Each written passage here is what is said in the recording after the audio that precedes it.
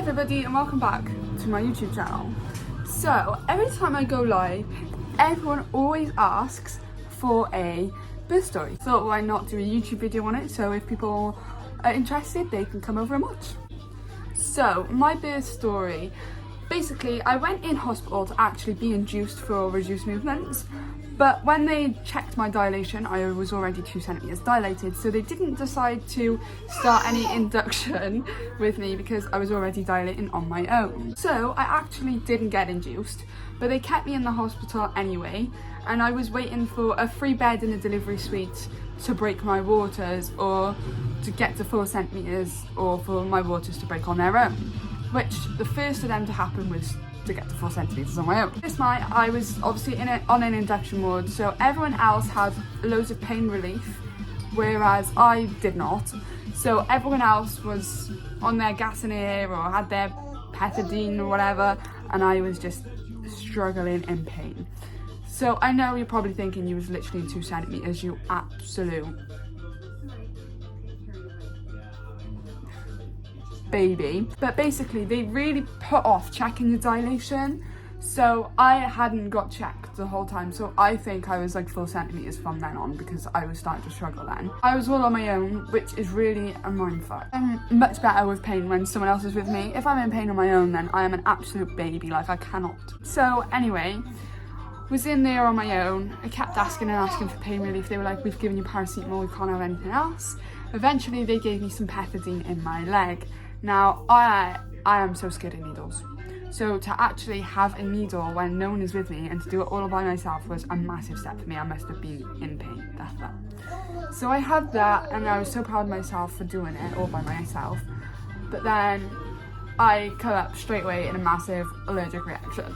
So that set me back a bit with my mindset. I was like, right, great, I've just manned up to do this and it's giving me an allergic reaction.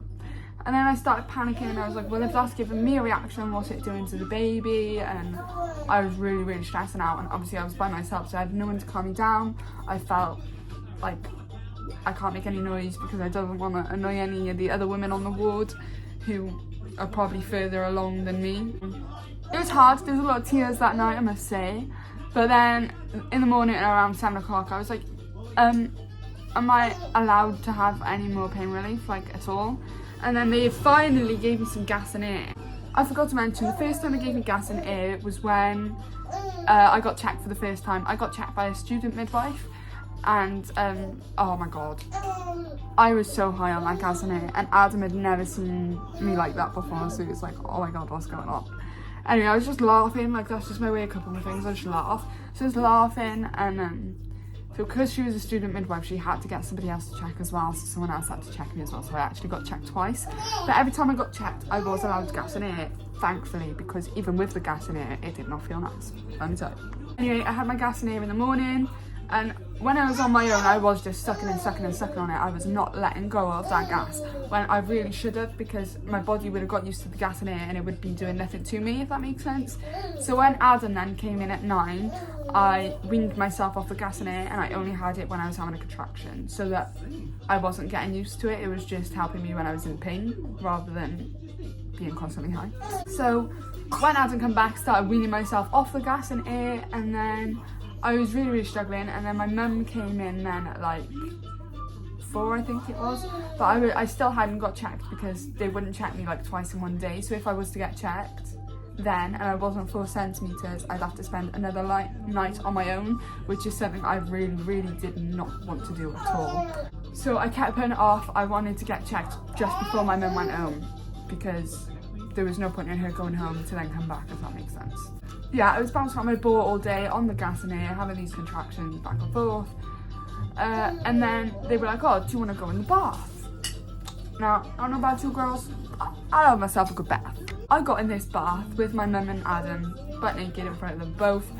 But I swear to God, it felt like I was in there for about 2 hours. I was in there for a while. I was occupying their bath. I brought my gas and air with me, and I was in the bath. I was actually stood up. So I was leaning on the bath like this, and I was just like this, like, and in the bath I was making noise. Like, I wasn't shouting or anything, I was just making noise to help through the contractions, if that makes sense. Anyway, I was in there for a good while, and I could feel them getting closer together and stronger.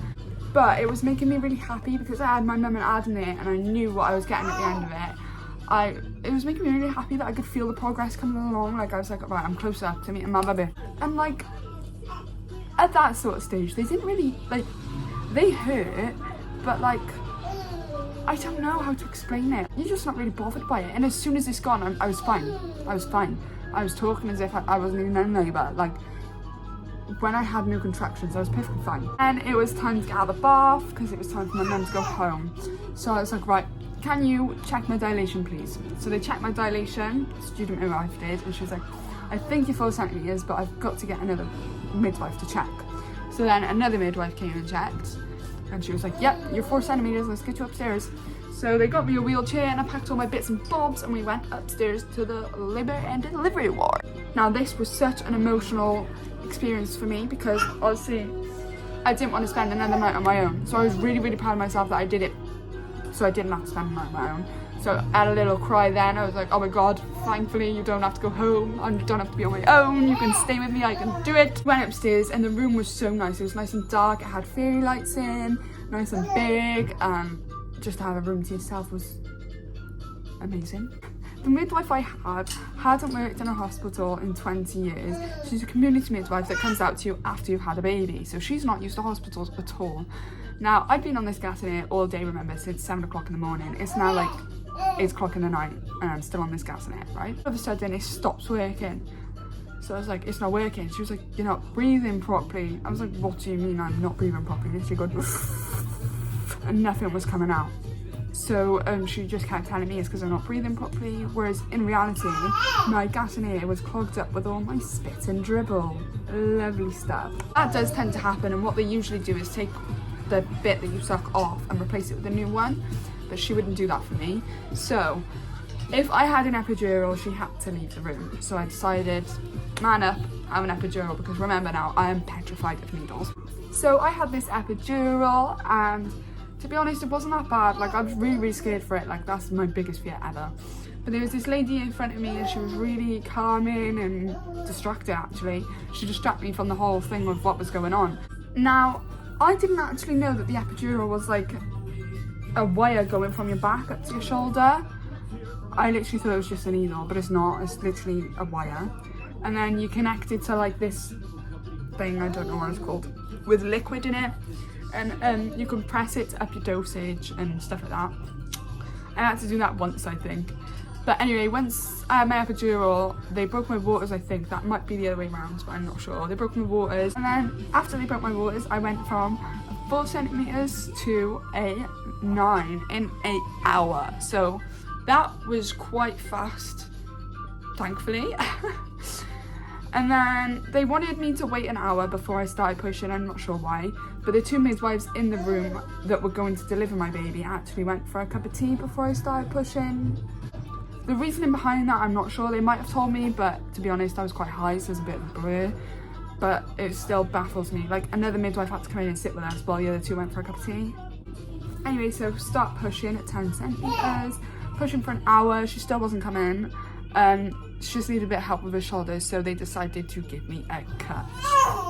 They cut me and she still was not coming, so they were like, get someone in here now, and they were about to push like this big red button, and I was like, oh my God, like, no. I wanted her to come out fine. I wanted her to be put straight on my chest. Obviously, every mother does.